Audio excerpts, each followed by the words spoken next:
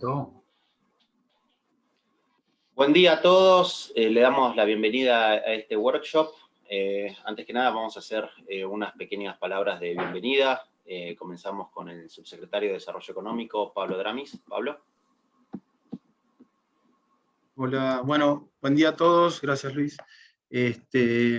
Ante todo, gracias a 3 de febrero por compartir esta presentación, a la gente del INTI y a las empresas que participan y van a dar su experiencia. Nada, la idea es estar presentes, acompañarlos en el crecimiento y en el desarrollo de sus emprendimientos y de sus empresas. Siempre desde el municipio buscamos dar tanto capacitaciones como apoyo en lo que se pueda acompañar en las distintas actividades de las empresas. Nada, cuenten con nosotros y les agradecemos el estar participando. Luis, si querés, o Gustavo. Muchas gracias. Gustavo Rodríguez, director en 3 de febrero. Gustavo. Buenos días. Bueno, simplemente agradecerles de vuelta a los oradores y por supuesto a las empresas por el interés. Estamos convencidos del impacto que tiene el diseño en el desarrollo de las empresas, en agregar valor, en la innovación, así que poder seguir este camino, poder seguir difundiendo, formando y acompañando a las empresas en esto es un orgullo para nosotros y por supuesto hacer esta actividad con Vicente López también. Así que muchas gracias a todos y disfrutemos del día. Muchas gracias, Gustavo. Entonces vamos a dar inicio al workshop Mejora la experiencia del usuario y cliente en pymes. Después de las presentaciones, vamos a tener 3 presentaciones. La primera va a estar a cargo del INTI, la segunda va a ser un caso de la empresa Chimac y la tercera va a ser el caso de la empresa Prosegur. Esto terminará aproximadamente un poco antes de las 10 de la mañana y luego vamos a tener un espacio de preguntas y respuestas, con lo cual esperamos terminar aproximadamente 10:15. Les pido por favor que las preguntas que tengan las pueden hacer luego vía oral o pueden mandármelas personalmente en el chat, así después yo las hago a los presentadores. Vamos a dar inicio entonces a las presentaciones. Victoria Díaz y Manuel Goglino, de la Dirección de Diseño Industrial del INTI, van a hacer su presentación. Victoria, Manuel, buenos días y adelante, por favor. Hola, muy buenos días, muchas gracias. Gracias, a ambos municipios por invitarnos. Ya me presentaron, pero repito, soy Victoria Díaz, soy diseñadora industrial. Trabajo hace bastantes años en el INTI, en la Dirección Técnica de Diseño Industrial. Nosotros somos un equipo de trabajo organizado en 2 departamentos, gestión de diseño y experiencia de usuario. Siempre nos entusiasma involucrarnos en actividades relacionadas con el sector productivo, con las pymes. En este ratito queremos compartir con ustedes parte de lo que hacemos habitualmente, que tiene que ver con estos dos conceptos que son el diseño del servicio y la usabilidad. Como siempre lo decimos porque sirve para entender mejor, nosotros creemos que el diseño es una disciplina proyectual que debe formar parte de la cultura organizacional de toda organización que quiera ofrecer una propuesta de valor competitiva, diferencial. Pensamos que el diseño tiene que acompañar de manera integral toda la actividad económica, desde la detección de la oportunidad, pasando por el desarrollo del producto y hasta el fin de vida del producto. Nos guiamos para eso con la metodología del pensamiento de diseño, que a través de sus herramientas nos ayuda a potenciar la creatividad, a trabajar en equipo, a hacer foco en las personas. Consideramos que todo esto es clave para dar lugar a los procesos de innovación y lo hacemos, nuestro trabajo lo hacemos de distintas maneras, desde acciones de difusión, capacitación, asistencia técnica, diagnósticos, consultorías, desarrollos también específicos. Hoy quería empezar por este modelo, que es un modelo algo antiguo, como pueden ver al pie, pero que nos sirve para darle forma a esta presentación. Es un modelo que explica el producto en 3 capas, ¿no? En el centro tenemos lo que se llamaría, según el modelo, producto básico, que incluye aquellos aspectos físicos que cubren la necesidad para la cual el producto fue creado.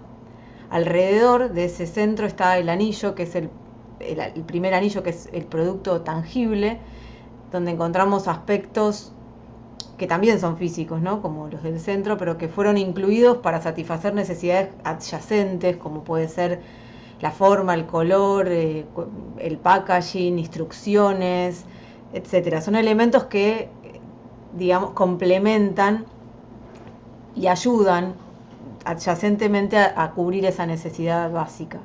Y por último, afuera encontramos el llamado producto ampliado, que le da nombre al modelo y que se trata justamente de los servicios, que hoy sabemos que no podemos vivir sin ellos. Quizás nunca pudimos, pero ahora también le ponemos nombres y lo pensamos con más cuidado, ¿no?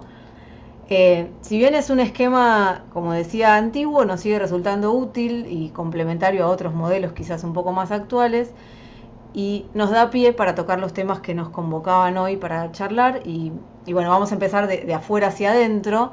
Yo voy a hacer un pequeño recorrido muy cortito por lo que es justamente los servicios, y después le voy a dar la palabra a Manuel, que se va a ocupar más de justamente la otra parte del producto, que es la cuestión física.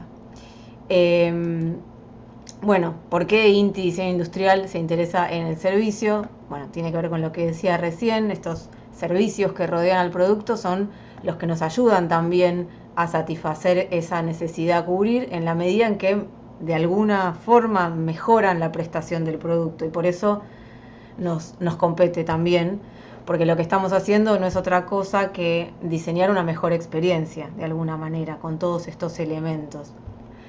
Entonces, para empezar a hablar específicamente del servicio, los definimos. Los servicios son un conjunto de actividades que buscan satisfacer las necesidades de un cliente. Generalmente, muchas veces se entiende al servicio como lo antagónico al producto. Esto no es exactamente así, pero sí sirve para empezar a detectar algunas características. Por ejemplo, los servicios son intangibles, ¿sí? Y la transacción, al contratar un servicio, esa transacción no entraña el cambio de la titularidad de algo, ¿sí? La producción y el consumo de los servicios son inseparables porque ocurren simultáneamente, también a diferencia del producto físico, ¿no? Y por eso también los productos son perecederos, porque no se pueden guardar, no se pueden almacenar, a diferencia de los productos, de nuevo. Y por último, son variables, en la medida que para prestarse hay una intervención de personas muy alta, a diferencia también de lo que es el producto, que sí, uno podría decir, si no es muy estricto, que son iguales, ¿no? Un producto y otro. Los productos hoy representan más de 2/3 del Producto Interno Bruto mundial, según la Organización Mundial de Comercio. Esto le da una relevancia obviamente importante, son una actividad económica fundamental. Y la revolución de los servicios, creemos, crea nuevas oportunidades comerciales y sustenta una parte muy grande de la actividad económica. Esto también se apoya, digamos, además de esto que estamos diciendo, que le da una relevancia grande, también tiene un apoyo de todo un marco normativo que nos ayuda también a cada vez prestar mejores servicios, ¿no? Hasta acá estábamos comentando de qué manera los servicios resultan relevantes a la hora de diseñar productos. Pero ¿qué pasa a la inversa? También podemos decir que las organizaciones dedicadas al servicio apelan a productos para llevarlos adelante o para fortalecerlos. Tenemos, según esta referencia, tenemos lo que en servicio se llaman evidencias, las evidencias periféricas y las evidencias esenciales. Las evidencias esenciales son productos físicos que sirven para que ese servicio pueda ser prestado, y sin ellas no se podría llevar adelante el servicio. Y tenemos las evidencias periféricas, que son, por el contrario, son elementos pequeños, quizás sí son prescindibles, el servicio se podría prestar igual, pero acompañan el servicio, le dan forma y ayudan a que ese servicio se preste de la mejor manera y son testimonio de cada pasito que va dando el cliente al recorrer el servicio. Como ejemplo muy pavo, pero bueno, imaginen un servicio de lavado de ropa. Las evidencias esenciales serían los lavarropas. No podríamos lavar la ropa sin esos lavarropas. Y por otro lado tenemos quizás un ticket, un papel que me acompaña, que me dan, o un mensaje, porque puede ser también que esa evidencia sea digital, ¿no? Que me avisan que ya está listo. Sí, son pequeños elementos que van acompañando esos pasos del servicio. No nos vamos a meter mucho en lo que es todos los elementos que hacen al servicio, pero sí hacíamos pie en esto por lo que viene.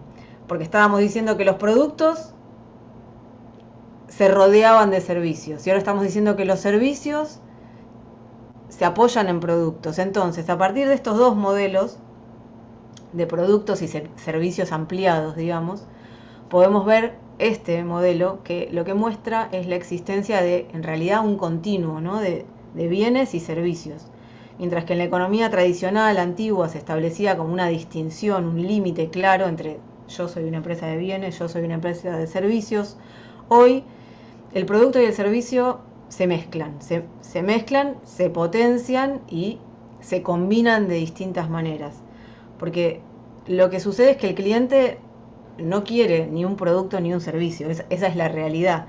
Lo que quiere es cubrir una necesidad, satisfacer una necesidad y hacerlo de la mejor manera posible, y esto generalmente se consigue en la combinación, en el cruce de ambas, y por eso obviamente las empresas las mezclan, ¿no?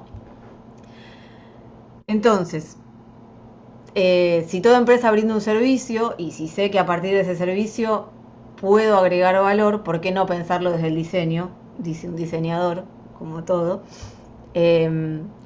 Como decíamos al principio, el diseño es la manera que tenemos nosotros de atender a distintas necesidades o problemas.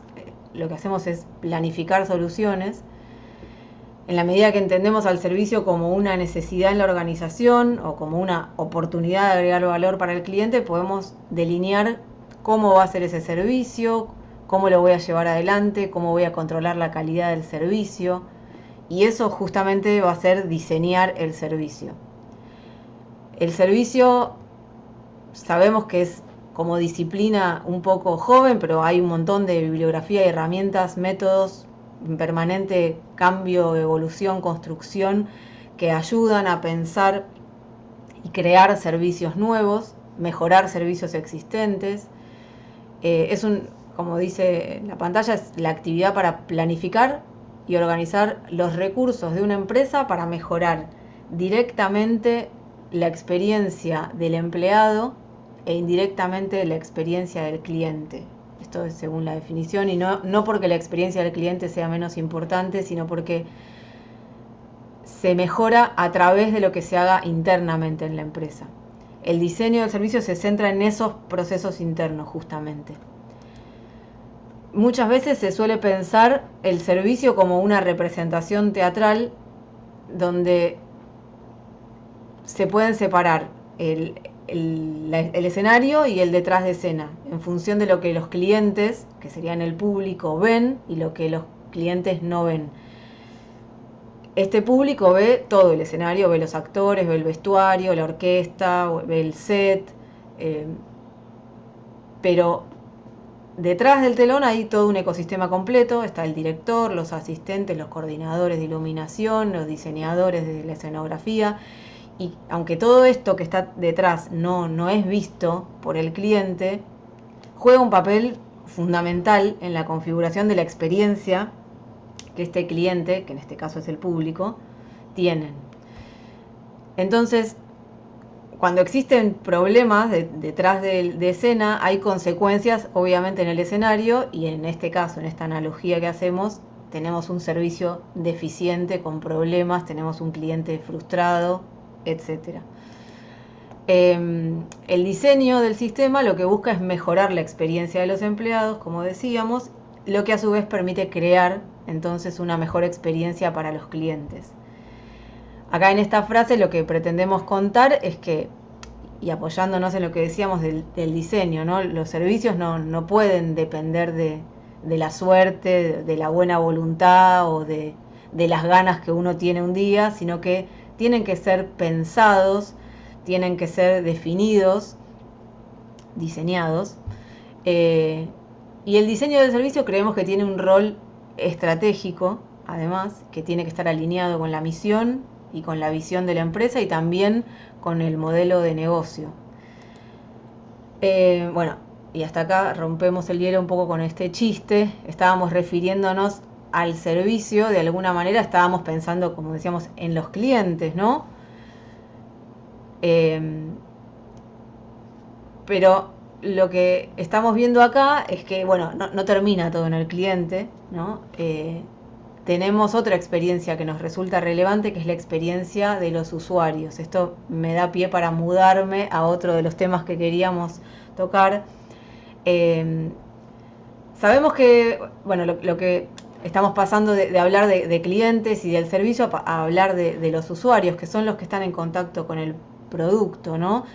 Sabemos que muchas veces sucede que el usuario y el cliente pueden ser la misma persona, pero en nuestro estudio nos dedicamos también a comprender las necesidades que se dan en uno y en otro rol, porque aunque sean la misma persona van a tener necesidades distintas cuando se enfrentan al producto que cuando se enfrentan al servicio que brinda la empresa para adquirirlo o para conocer más detalles sobre el producto.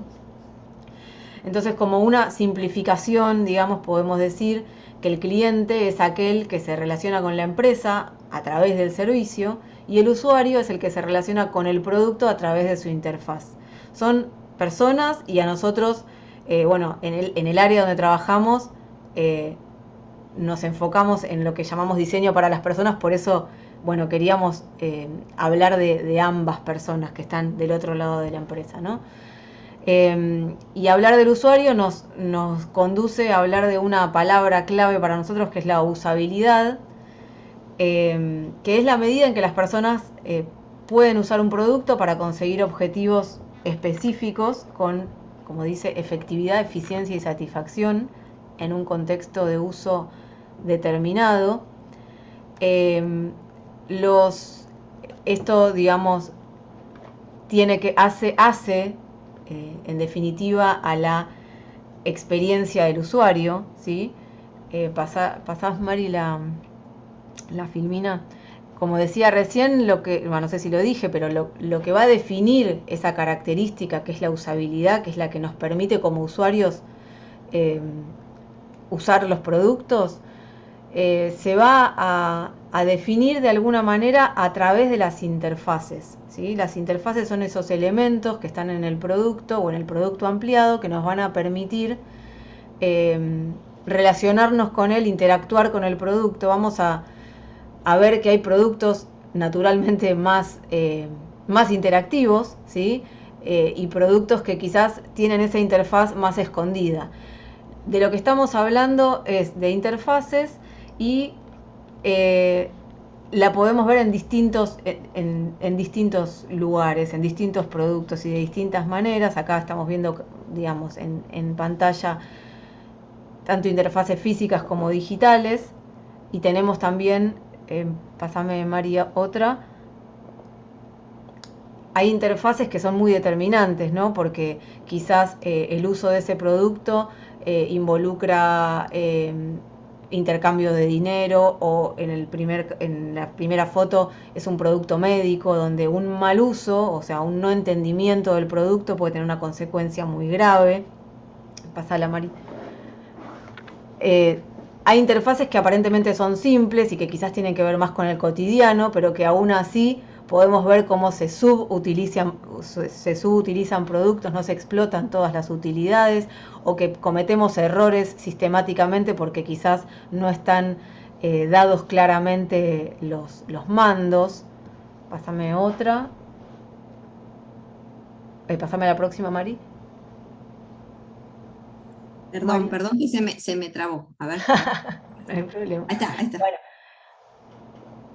Bueno, y lo que buscamos cuando diseñamos estas interfaces es acercarnos un poco al modelo mental de nuestros usuarios. Tenemos que ponernos en el lugar de su usuario, entender qué es lo que piensa, qué es lo que va a entender, qué es lo que se imagina de cómo funciona el producto. Ese es nuestro desafío como diseñadores. Eh, También algo que se da mucho en estos productos con interfaces digitales, donde hay una gran cantidad de opciones, una gran cantidad de funcionalidades que a veces se agregan a los productos con fines de marketing, como a veces hacen más difícil, más desafiante a esa interfaz, hacerla usable, se vuelve más difícil. Cuantas más funciones le queremos agregar a algo, más difícil es hacer que este producto se comprenda fácilmente. Ya me quiero apurar para darle lugar a lo que sigue, que es cómo medimos la usabilidad. Bueno, existen distintos métodos para medir usabilidad. Uno de ellos son las pruebas con usuarios, pero no quiero robarle más tiempo a las presentaciones que siguen, porque justamente, como les decía Manuel, que se iba a ocupar de lo que era el producto y las prestaciones del producto y su usabilidad, nos va a contar un caso, pero lo que vamos a medir con estas pruebas en definitiva van a ser estos parámetros, que son el éxito, los errores, el tiempo y la satisfacción.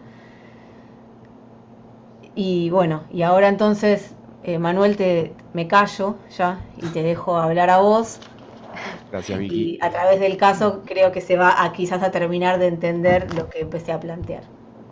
Bueno, gracias. No sé si se me escucha porque este mic es medio bajito, voy a tratar de hablar fuerte. ¿Se Escucha perfecto. ¿Se escucha? Bárbaro. Muy bien. Bueno, un poco la idea es contarles este caso que hicimos hace unos años, que es como un ejemplo de cómo se baja un poco esto que estaba contando Victoria a una situación real de una empresa, ¿sí? Cómo tratamos de acercar estos conceptos a distintas empresas. Esta es una impresora 3D, no sé si los que están presentes alguna vez la pudieron usar o incluso tienen una impresora.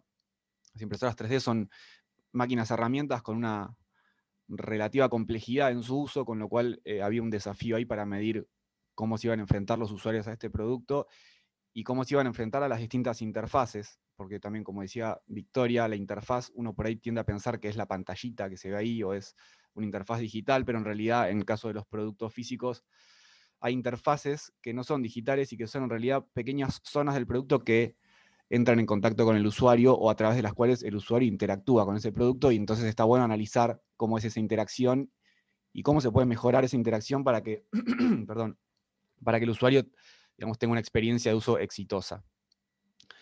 Un poco esta herramienta, que es la herramienta de pruebas con usuarios que nosotros usamos para analizar la usabilidad de los productos, tiene unas cuantas etapas que acá se pueden ver en forma de lista, y que las distintas etapas también involucran distintos actores, y digamos, son bastantes y bastante complejas, algunas se solapan, pero bueno, la idea cuando nos llega el producto, lo primero que tenemos que hacer es analizarlo en profundidad. El producto, desde nosotros, digamos, el equipo de profesionales que va a hacer el análisis, es importante que se familiarice con el producto y entienda realmente cuáles son todas sus partes, cuál es la secuencia de uso, y empezar a detectar cuáles son los puntos potencialmente conflictivos de esa secuencia de uso.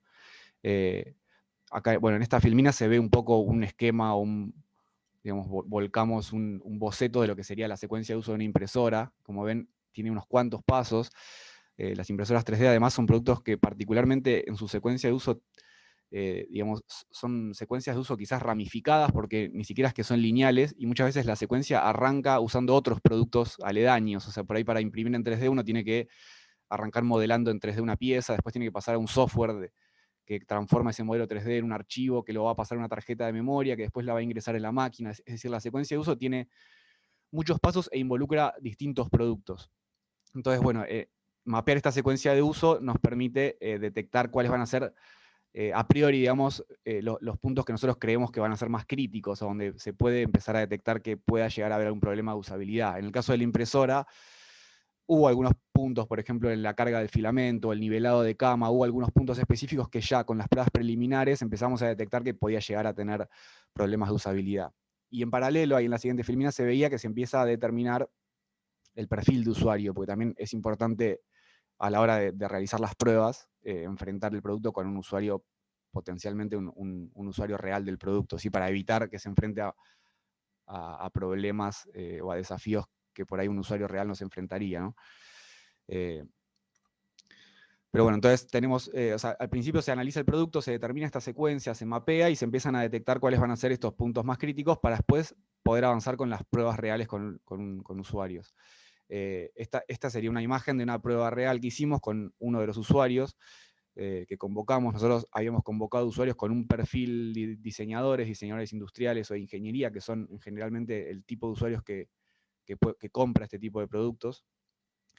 Y observando un poco cómo los usuarios se enfrentan a las tareas que nosotros determinamos previamente, vamos cuantificando objetivamente el índice de usabilidad o el nivel de usabilidad del diseño y contabilizando el número de errores que se cometen, el tiempo que se tarda en completar cada tarea y registrando ese proceso. Nosotros contamos con un software específico que nos permite tomar nota a medida que el usuario va interactuando con el producto y dejar marcas de si el usuario se cometió algún error, o hizo algún comentario, o tuvo algún problema, o se enfrentó a alguna dificultad que no pudo resolver y hubo que ayudarlo.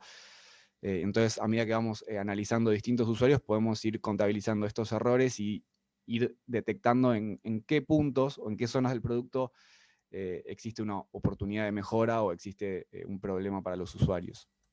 Y a su vez, cuando terminan las pruebas, se les pregunta a los usuarios, se les hace una entrevista para también determinar como la usabilidad subjetiva o percibida, lo que decía Victoria antes, que más allá de, digamos, de la cantidad de errores, del tiempo para realizar cada tarea, también hay una cuestión de la satisfacción que es más subjetiva, es qué es lo que sintió el usuario al momento de usar el producto, y si sintió que estaba haciendo las cosas bien, si sintió que se estaba confundiendo, cuánta seguridad tenía o sea, a la hora de usar el producto, cuán seguro estaba de que estaba haciendo las cosas bien, o cuánta información le devolvía el producto de lo que estaba haciendo.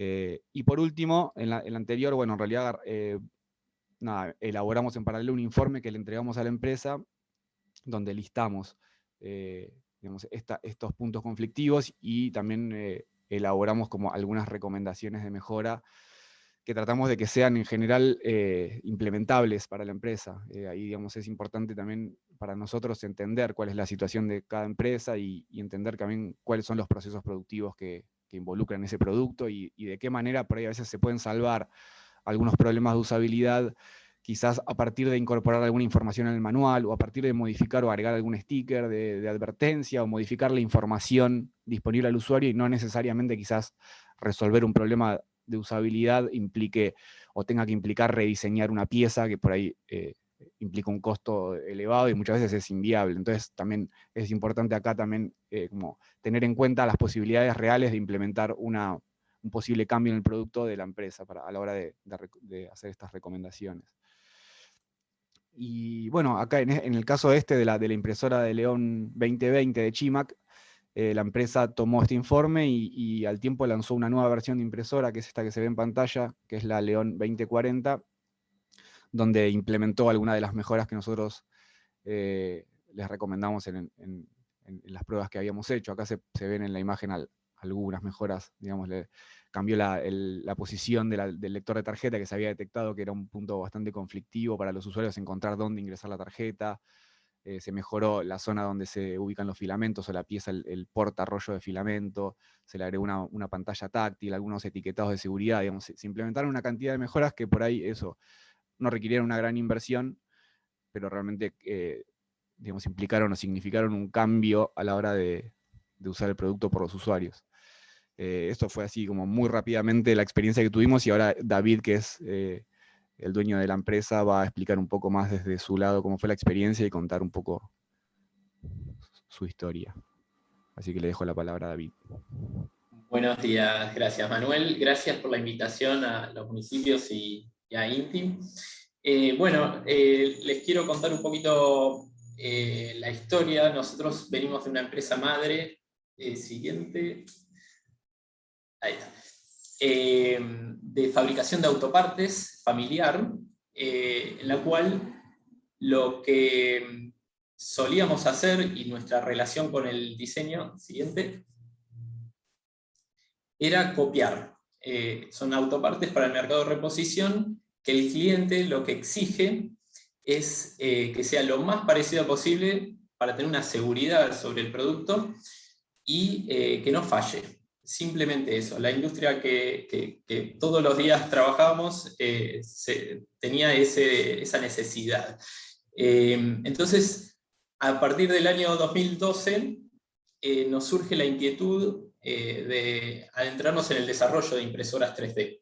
En ese momento, uno de los modelos que más estaba en el mercado era una máquina de origen americana, y la usamos de referencia como para empezar a entrar en este mundo. El ingreso a este mundo fue a partir de tratar de diseñar funcionalmente una impresora, y ahí nos fuimos encontrando con muchos desafíos que no teníamos antes. Se empezaron a mezclar dos mundos nuevos. El mundo más de una empresa tradicional metalmecánica con cosas que requerían diseños orientados más a usuarios. Al principio no lo notábamos porque teníamos ya bastante complejidad para tratar de resolver lo funcional. Es así como con una impresora 3D que habíamos comprado, empezamos a diseñar las partes de otra. En ese proceso fue un proceso interno con SketchUp, que es un programa abierto de Google para diseño, y empezábamos a hacer una parte, imprimirla, modificarla, iteramos mucho, esas son partes de uno de los primeros prototipos, para que se logre un producto funcional. Por otro lado, también en paralelo encaramos un producto con partes de fundición, pero a partir de un plano, no digo a mano alzada, pero con la parte funcional y no tanto lo estético, las necesidades desde el punto de vista del usuario. Simplemente que cumpla los movimientos y técnicamente funcione. Esa era una de las primeros prototipos. Es así como esto en el 2012 fue una impresora 3D que hoy en día, si uno la ve, no la compra, por supuesto, pero era hasta donde habíamos llegado desde donde veníamos. Otra de las máquinas era la que está al lado, que es la 101B, que ahí esa era un poco más orientado a lo industrial, porque tenía partes de chapa plegada, funcionalmente era y estructuralmente más resistente. Esto fue un camino que fuimos adentrándonos modelo a modelo, prototipo a prototipo, cliente a cliente, y nos fuimos dando cuenta que más allá de lo funcional, también teníamos que mejorar en lo estético, y ahí nos empezamos a encontrar con clientes que eran diseñadores que usaban las mismas máquinas. Y ahí empezaron a generarse mayores demandas desde lo estético, desde el diseño, y nos empezamos a contratar diseñadores, en principio en un sistema más híbrido externo, interno, y se empezó a reflejar en los modelos que no solo era en los movimientos y la impresión, sino que también tenía una carcasa, empezaba a notarse un poco el diseño en detalle como perillas y demás. Otra de las cosas que nos pasó es que nos empezamos a dar cuenta que los mismos usuarios con las máquinas hacían cosas más lindas que las máquinas en sí, digamos. Entonces, ese fue otro de los hitos que nos hizo ver de decir, bueno, hay que seguir mejorando porque es raro que saque de la máquina fea, entre comillas, algo mucho más lindo. Eso también nos pasó con diseño de calzado, con diseño de mates por impresión 3D de arcilla. Esos fueron todos hitos de retroalimentación al diseño que fue a lo largo de los años y fue la evolución que tratamos de transmitir al producto que vendemos.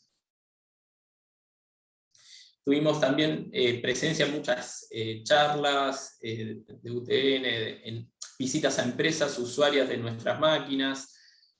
Todo eso es mayor demanda a mejorar. Y es una demanda lógica porque cada vez el mercado es más competitivo. Hoy un producto que se empezó a potenciar hará unos 10 años atrás por vencimiento de patentes y demás, ya se está convirtiendo en un commodity. Entonces, eso demanda muchísimo más esfuerzo en lo que es diseño, y uno tiene que tener muy presente de que el tiempo de atención del potencial comprador es muy chico y el producto lo tiene que satisfacer, porque si no pasa a otro. Bien, volviendo a lo que es input de diseño y demás, en ese interín fue cuando INTI tuvimos un contacto con INTI. En realidad ellos fomentaban mucho la ayuda a industrias relacionadas con Industria 4.0. Fuimos a algunas charlas, ellos dieron la posibilidad de hacer varios, uno de los análisis era el de usabilidad, lo hicimos con varios productos. Fue clave para detalles que, como decía Manuel antes, son de bajo costo, pero hacen a una experiencia con el usuario que desde dentro de la fábrica casi que no se ve. Es muy difícil que nos enteremos que un usuario metía la cabeza para ver dónde poner la tarjeta de memoria en la máquina, o no sabía cómo poner el filamento en la máquina y lo desenrolló todo para después poder enrollarlo en el mismo portarrollo. Todas cuestiones que uno da por hecho y que no son así, no hay que darlas por hecho. Y fue clave el tema de que el usuario lo encuentre y veamos esa realidad. INTI nos pasó un informe y también videos que cuando los vimos nos sorprendimos. Bien, hoy en día la empresa ya tomó como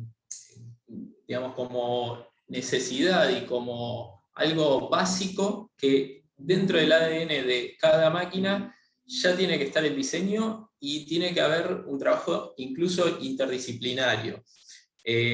No se trata solamente de diseñadores industriales, diseñadores gráficos, es importante vincularlos con ingenieros mecánicos. Todo ese trabajo es necesario hoy en día porque cada vez es más complejo, y si vamos a la siguiente.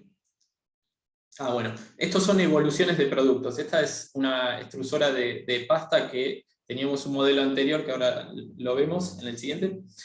Y esta es una impresora que ganó el premio de sello de buen diseño, también gracias a Javier, que nos impulsó bastante para que nos presentáramos y demás. Todos estos detalles, si yo veo la empresa hace 10 años, no los hubiésemos pensado, porque para nosotros era hacer un producto que funcione y no se rompa, nada más. Ahí se ve un poquito la evolución y bien clara de lo que fue con el tiempo esto. Más que nada compartir desde la experiencia de usuario en el INTI, y desde la experiencia como fabricante que viene de una industria totalmente distinta. Es clave para el futuro tener esta pata, este pilar en la empresa, que es lo que es diseño. Es muy importante y útil aprovechar lo que ya está. El trabajo que hace INTI para nosotros nos fue sorprendente porque nunca habíamos entrado en ese mundo. Y es fundamental para lograr una diferenciación con lo que hay en el mercado.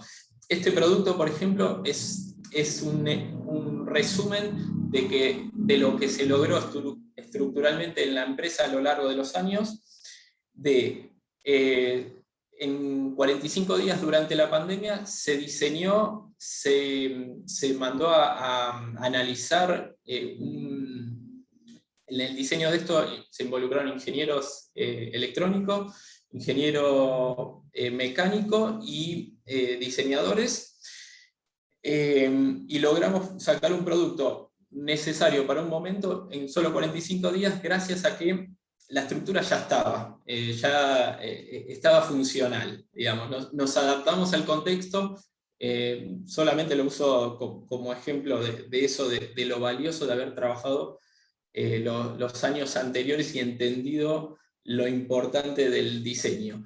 Y para cerrar, me pareció el modelo de anillo que mostró Victoria, me pareció que fue casi exacto a lo que nos pasó en la empresa, digamos, de partir de tratar de solucionar algo que funcione, a ver que hay que agregarle un montón de servicios y necesidades al producto para darle valor y hoy diferenciarse o tratar de sobrevivir, por lo menos. Bueno, muchas gracias por la atención. Muchas gracias, David. Muchas gracias, Manuel y Victoria. Ahora vamos a pasar a la presentación de Prosegur. No creo que haga falta presentar a la empresa. Si bien no es una pyme, es una empresa muy conocida, lo que también pretendemos es que las pymes de nuestros municipios, de Vicente López, de 3 de febrero, escuchen la experiencia que también tienen las empresas grandes, ¿no? Así que, por favor, le damos la bienvenida. Cristina, Bruno, pueden comenzar la presentación. Bueno, buenos días a todos, muchas gracias. Como decía Luis, Prosegur es una empresa grande, es una empresa que está presente en muchos países, con base en Madrid.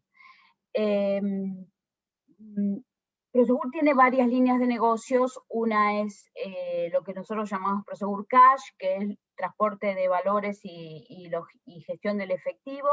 Tiene una parte de Prosegur Seguridad, que es seguridad física y seguridad electrónica. Tiene una parte de ciberseguridad. Y tiene una parte que se llama Prosegur Voz, que es tercerización de algunas tareas para las instituciones financieras.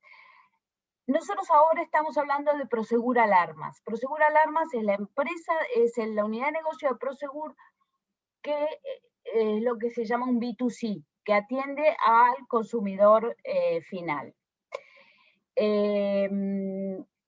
Prosegur hace más de 40 años que está en el mercado y nuestra misión es hacer del mundo un lugar más seguro.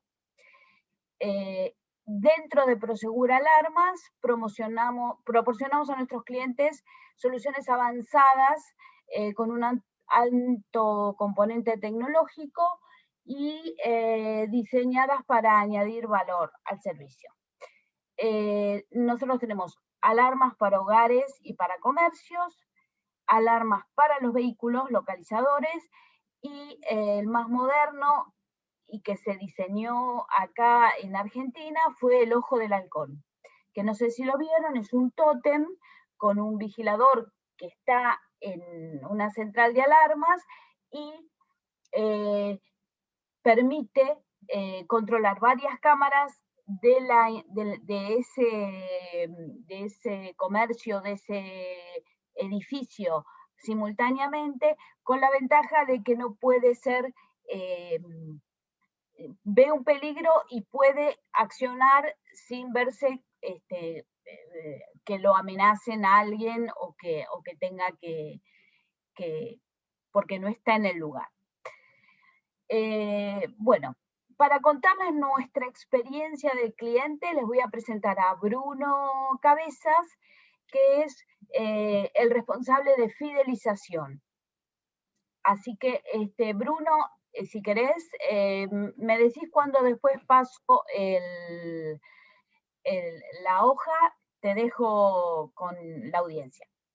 Vale, gracias, Cris. Bueno, buen día a todos. Como comentó Cris, yo estoy hace unos años como responsable de esta parte de experiencia del usuario, experiencia del cliente y de fidelización. Como dice ahí, siempre se piensa en brindar excelentes experiencias, ¿sí? Pensemos que nosotros desde Prosegur, en base a lo que decía Victoria antes, nosotros estamos dando un servicio, ¿sí? Siempre la experiencia del usuario tiene que ser excelente, sea un producto o un servicio, pero lo más importante de un servicio es lo que es muy difícil para el cliente a veces, lo que se dice tangibilizar, ¿no? El servicio, ponerlo en algo que pueda tocar y que pueda sentir por lo que estoy pagando. A muchos les pasará con un seguro de un auto, por ejemplo, que que es difícil porque uno paga y dice, pero ¿qué estoy pagando? ¿No? Bueno, acá nos pasa algo similar. Entonces, nuestro reto es tangibilizar, explicarle al cliente por qué paga su servicio, su abono mensual, y por qué paga Prosegur, que para nosotros es el mejor servicio de seguridad que puede tener. ¿Sí? Entonces, siempre vamos a tener mejores prácticas reales y mejoras continuas, como dice ahí. Siempre vamos a intentar ver los procesos que tenemos para el cliente y siempre hacer una mejora de eso con foco en el cliente, ¿sí? Si querés pasa una, Cris. Entonces, creo que esto es lo que puede resultar más interesante de cómo, al fin y al cabo, mejoramos la experiencia del cliente. Ya sabemos que hace algunos años vamos viendo muchos puestos, ¿no? Digamos, de estos managers de fidelización, de experiencia del cliente, que antes no estaban. Y esto pasa porque hoy el que tiene el poder es el cliente. Hace muchos años el que tenía el poder era la empresa, era del otro lado. Hoy la información está recontra disponible, el cliente puede opinar, el cliente hoy te marca todo. Por eso es la importancia de poner foco en el cliente. Si perdemos el cliente, perdemos el poder y por ende desaparecemos. Entonces, desde Prosegur les queremos comentar que nosotros lo que hacemos siempre es diseñar el camino del cliente, lo que se llama el Customer Journey. ¿Sí? Desde el que potencia el cliente llama a Prosegur para adquirir su servicio de alarmas, por ejemplo, cómo lo trata ese operador, luego cómo se firma el contrato, cómo luego va el instalador a instalarle la alarma, cómo luego interactúa con nuestro call center, ¿sí? Se analizan todos los puntos de contacto. Y de ahí se sacan lo que se llaman puntos de dolor, que son aquellas interacciones donde nuestro cliente manifiesta que hay algo mal. Si manifiesta que hay algo mal, hay algo para revisar. Entonces el proceso debe ser modificado acorde a lo que indica el cliente, siempre y cuando obviamente estemos dentro de los costos que cada empresa puede asumir. Pero siempre el punto de dolor marca que hay algo mal, y ahí hay que analizar qué pasa. Que es lo que dice la segunda parte de la diapositiva. Siempre esto de mirar desde la visión del cliente, es decir, los procesos muchas veces nos pasa que los modificamos porque nos convienen a nosotros como empresa, digo. Ese es un error, ¿sí? Siempre hay que arrancar por el otro lado, hay que ver qué es lo que exige el cliente y después ver cómo lo podemos adaptar para que nos convenga a la empresa. Este cuarto bullet que dice acá, que dice filosofía en los que todos forman parte de la empresa, que era algo que escuchaba que decía Victoria. Creo que esto, acá Cris no me va a dejar mentir, creemos que es muy importante contagiar al colaborador, ¿no? Al empleado en una empresa para que pueda transmitir después al cliente. O sea, hay que hacer un trabajo de fidelización, pero primero internamente también, o en realidad simultáneamente, pero no podemos pensar en fidelizar clientes para que estén confiando en nosotros si nuestros colaboradores no confían en nosotros. Porque al fin y al cabo, no son ni los jefes, ni los gerentes, ni los supervisores los que luego interactúan con los clientes. Son el operador o el técnico, el colaborador final. Y ese es el que tiene que, digamos, ponerse la camiseta y el que va a ponerse para dar todo para defender a la empresa. Entonces es muy importante cuando hacemos fidelización pensar en el cliente, pero también en el cliente interno, ¿sí? Entonces esa motivación al cliente interno es muy importante. Prosegur es una empresa muy grande, entonces a veces es muy difícil, ¿no? No es lo mismo en una empresa con 30 o 40 personas que con 1000. Pero eso no puede ser una excusa. O sea, tenemos siempre que confiar y motivar al colaborador interno, ¿sí? Si querés andar otra, Cris. Sí.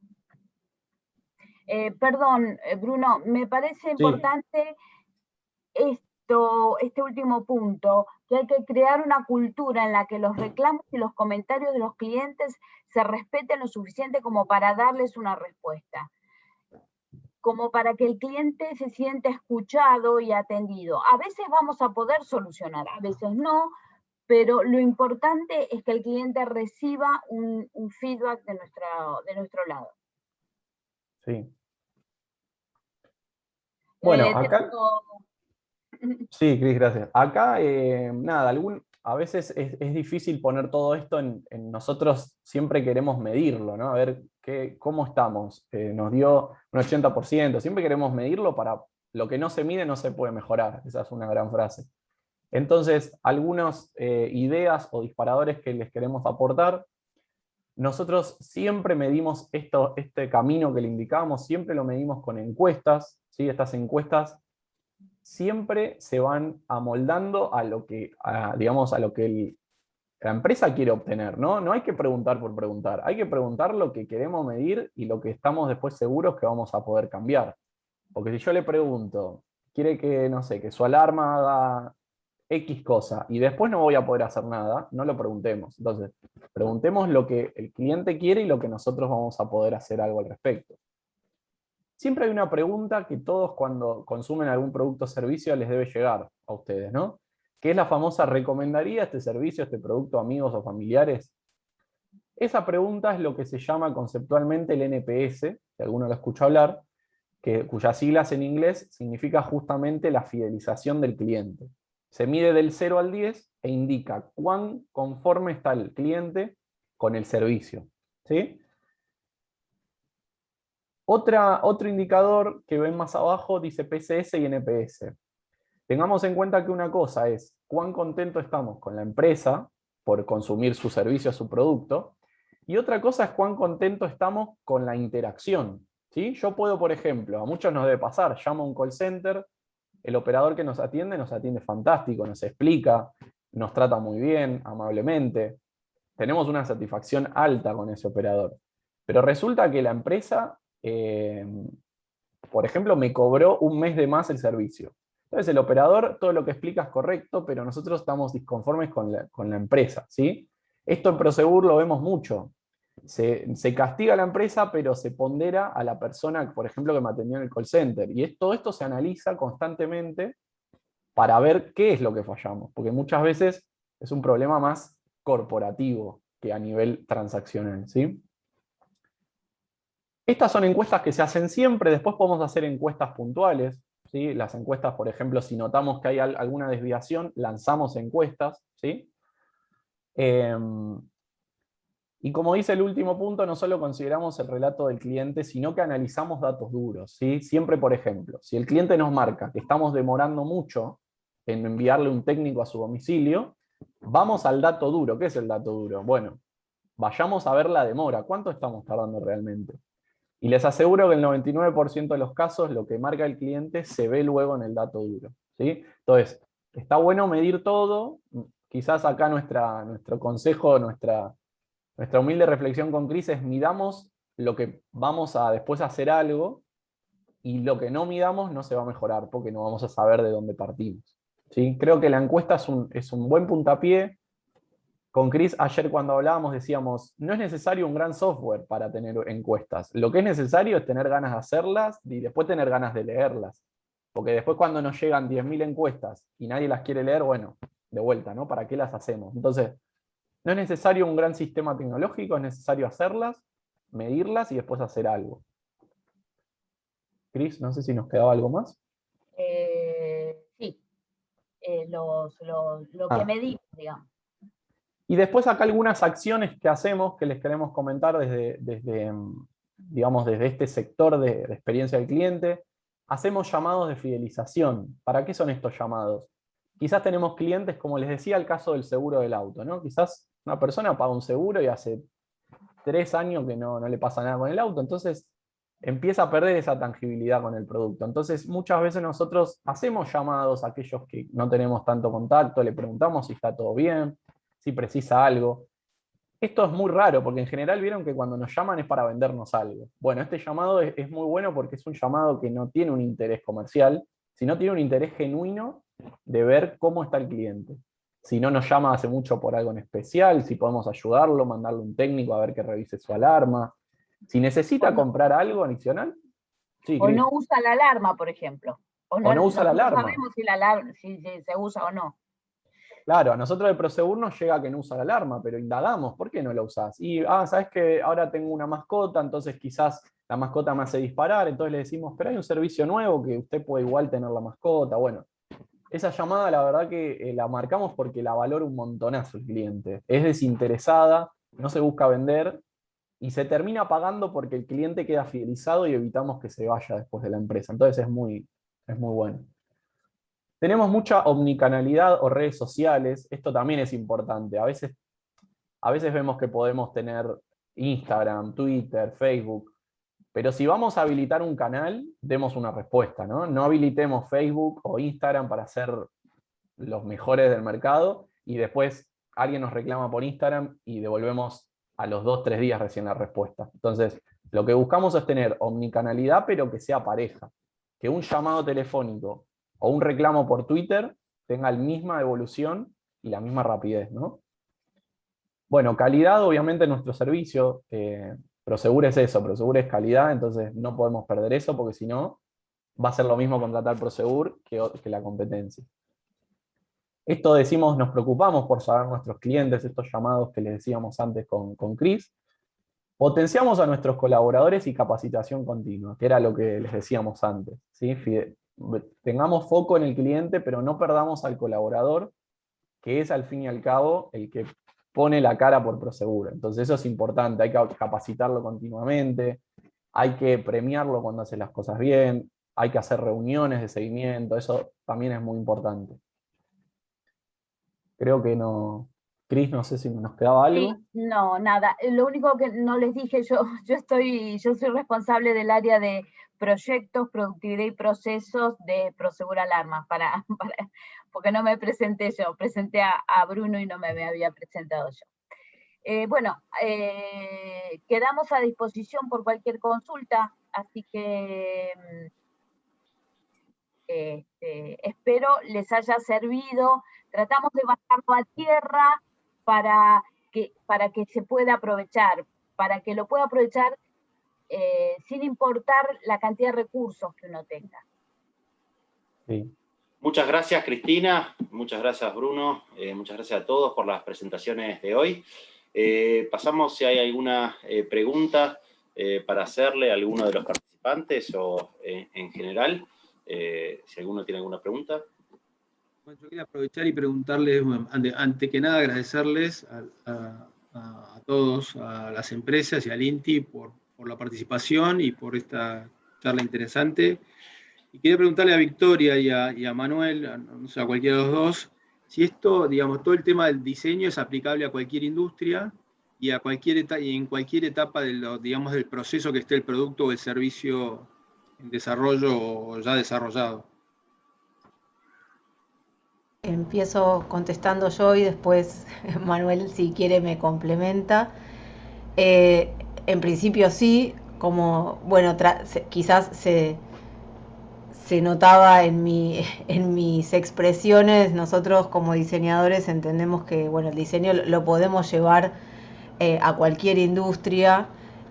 Por supuesto, creemos que el diseño ayuda como solucionador de problemas, ¿no? Donde hay una necesidad, un problema detectado, nosotros como diseñadores consideramos que tenemos herramientas para colaborar. Y con respecto a cuándo, digamos, en qué momento, también, en realidad siempre, ¿no?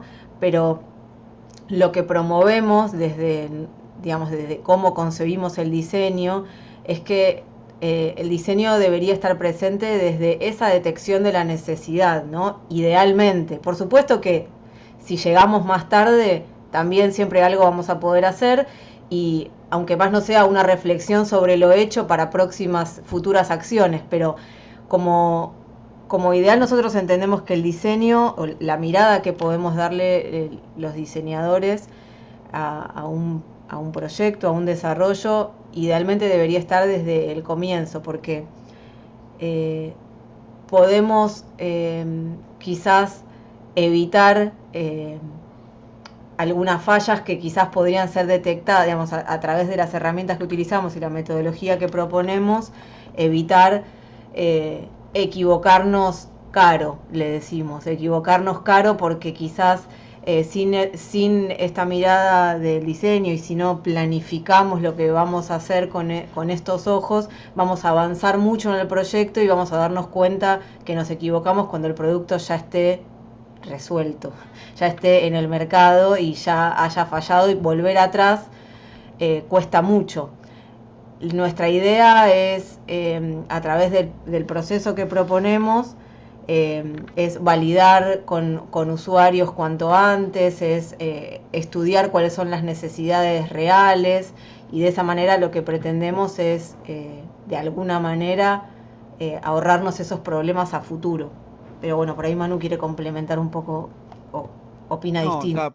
Está perfecto, coincido plenamente. Creo que aparte del diseño en realidad es como un paraguas que incluye un montón de herramientas y es una manera, es un enfoque, es una manera de encarar los problemas, y por ahí, dependiendo de la etapa en la que se encuentre el proyecto, hay distintas herramientas dentro del paraguas del diseño para aplicar. Quizás la prueba con usuario implica que exista un prototipo del producto mínimamente, o por lo menos que esté el producto, que haya algo físico que enfrentar al usuario, pero por ahí para instancias más tempranas del proceso de diseño, donde por ahí se está en una etapa divergente, en donde hay que hacer bocetos y hay que explorar alternativas, también se usa el diseño y se usa el enfoque de diseño para validar hipótesis de diseño a partir de maquetas, de modelos, prototipos, digamos, y en instancias más avanzadas, donde el producto quizás ya está más próximo a entrar en producción, hay otras herramientas dentro del paraguas del diseño que pueden servir para detectar estas oportunidades de mejora. Pero como dice Vicky, creo que debería estar presente desde el primer momento, desde la detección de la oportunidad, este enfoque. Gracias por las respuestas. Javier. Me quedó la mano levantada, pero bueno, creo que Vicky y Manuel lo respondieron. Yo podría agregar una sola cosa que a mí me resulta muy interesante, que es que consideren también el diseño como un articulador de ciertas cuestiones, ¿no? Como un disparador. Nuestra disciplina casi por defecto tiende a ser estratégica en términos de cuando pensamos un producto, pensamos o tratamos de hacerlo en absolutamente todas las ramas que pueda comprender, desde la producción en sí misma o la forma, que quizás es donde más nos ven ubicados a los diseñadores industriales, pero también pensamos con las áreas de logística, con las áreas de servicio, con las áreas de llegando hasta el usuario, y poder filtrar o poner a un diseñador en ese punto de panóptico de ver todas las áreas, también optimiza el trabajo de todas las áreas, ¿no? Logramos generar sinergia y generar preguntas que van a ir cosiendo todas las variables que tiene un producto, incluido el servicio y la experiencia final del usuario, para lograr una mejora, ¿sí? Y a veces áreas que están desconectadas, aparentemente desconectadas, como puede ser logística y el usuario, empiezan a conectarse a partir del trabajo de los diseñadores, ¿no? Porque nos entrenamos para eso, justamente, para ver esos cruces que ocurren dentro de las organizaciones. Gracias Javier por los comentarios. Tengo un par de preguntas. La primera es para David. ¿Qué los motivó a invertir? O sea, ¿no? Es común encontrarse con empresas que dicen, nosotros hacemos bulones y vamos a seguir haciendo bulones, pero ustedes han ido por una transformación, ¿no? Desde lo que era la empresa hace más de 10 años. Bien. La verdad que encontramos algo que queríamos hacer con muchas ganas. Después, el análisis de inversión fue muy bajo realmente. Le dimos para adelante y después tratamos de sortear las condiciones. Lo que pasa también, analizar una inversión en este país es muy difícil. Hay muchas cosas que no se pueden analizar. Entonces, gracias a tener una empresa funcional atrás, se pudo nutrir a la otra para acompañar el proceso de diseño. Es un producto complejo. En realidad todos los productos son complejos porque en otros más simples hay más competencia, entonces también hay que esforzarse más. Nada, fue más que nada las ganas, no otra cosa. Bien, gracias. Y la otra pregunta para Bruno, para Cristina, es, siempre han hablado sobre mediciones cuantitativas, ¿no? ¿También hacen mediciones cualitativas?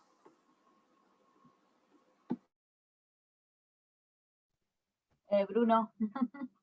Sí, en realidad lo que decíamos era lo cualitativo, quizás son más cosas de calidad, digamos, de la calidad del feedback que tenemos, porque por ejemplo en una encuesta, nosotros cuando medimos una encuesta tenemos datos quanti que son numéricos, pero tenemos ahí también, por ejemplo, el texto libre que coloca el cliente ahí es un texto donde el cliente se explaya y ahí no medimos un número o algo cuantitativo, sino es leemos todo lo que pone el cliente en cuanto a la calidad, a la devolución que tiene. Sí nos enfocamos en lo quanti para poder, digamos, ver la mejora mes a mes o día a día o semana a semana, ¿no? Pero no sé, Cris, ahí vos sí se te... No, más que nada detectar la frecuencia con que ese sentimiento se da en el cliente para incluso medir, priorizar sobre qué trabajar, ¿sí? Porque todo a veces, no, los recursos no están para trabajar sobre todo al mismo tiempo, pero sí nos sirven para priorizar. Bien, muchas gracias.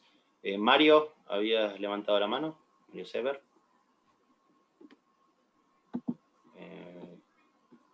No se te escucha, Mario.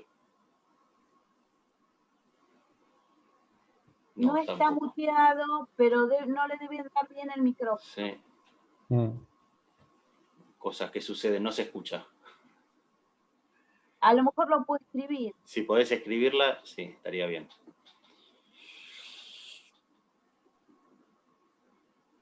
Ahora está muteado, Mario, ¿eh? Sí. A ver, no se escucha. Bueno, está bien. Quedará la pregunta para después. Recordemos... No, la puedo enviar y en todo caso se responde desde donde venga la pregunta, para quien venga la pregunta. Bueno,